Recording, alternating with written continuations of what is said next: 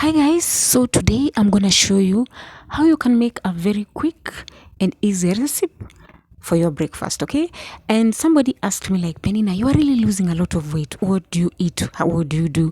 So this is one of the recipes that I normally use in the morning, and I'm here to show you.